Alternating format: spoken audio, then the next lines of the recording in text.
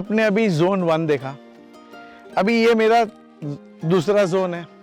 मेरे दूसरे जोन को आप देखेंगे कि इस पे हमने एक ग्रीन शेड नेट लगवाया हुआ है, क्योंकि यहाँ पे धूप बहुत होता है और छोटे हरे पत्ते वाले जो भाजी होते हैं, मेथी हो, पालक हो, शेपू हो, धनिया हो, ये जल जाते हैं धूप में। तो इनको उससे बचाने के लिए हमने ये वाला कार्यक्रम किया है और ये पौराणिक है, मतलब ये अभी का नहीं है। ग्रीन शेड भले अब बनता हो, पहले के ज़माने में पूरी पुरानी साड़ियाँ जो होती थी औरतों की, उसी को लोग वापरते, करेक्ट है ना, है ना।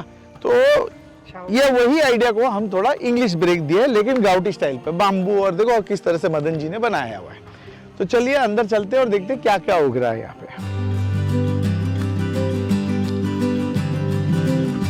ये जो 3 आप देख रहे हैं बेड, ये फर्स्ट बेड पालक का है। हमने एक राउंड पालक ले लिया है, ये सेकेंड राउंड की तरफ चल रहा है। और बेसिकली इस सीजन में पालक होता नहीं है क्योंकि धूप बढ़ गई है। इस छाव के कारण अब पालक होना है, तो हम लोग देख रहे हैं कितना आएगा, कितना अच्छा फसल होगा, कितना बुरा होगा, वो हमको समझ में आ जाएगा। सेकेंड राउंड में बीच में फिर भी हमने मक्का लगाया हुआ है।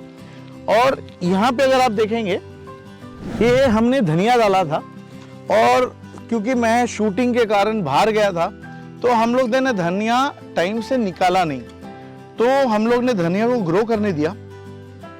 उस कारण अभी धनिया के बीज आने लग गए, और यही बीज से हम अगला फसल उगवाएंगे। तो ये धनिया का बेड हो गया। यहाँ पे धनिया के बेड के बाद ये शापू है।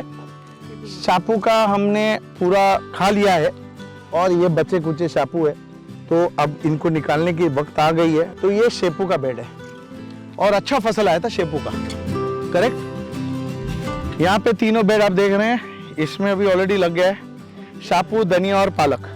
तो इस बेड में आ जाएंगी, वो बेड में फिर से लग जाएंगे। तो ये धनिया को हमने रखा है सिर्फ इससे बीज निकालने के लिए, और इस बीज से हम फिर से धनिया बोएंगे। तो ये वो धनिया है।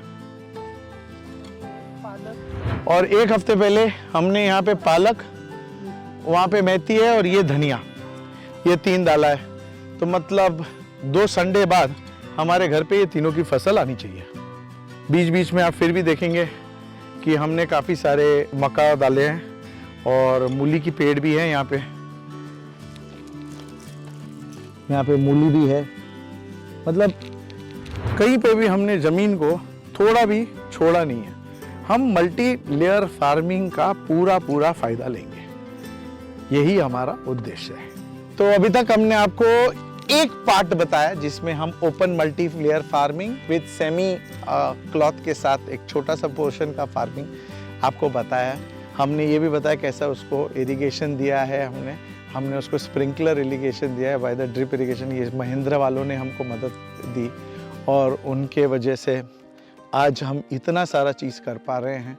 सो राइट इरिगेशन और राइट हेल्प अगर आपको मिल जाए, और अगर कोई राइट लोग आपको मिल जाए, तो बहुत बढ़िया है।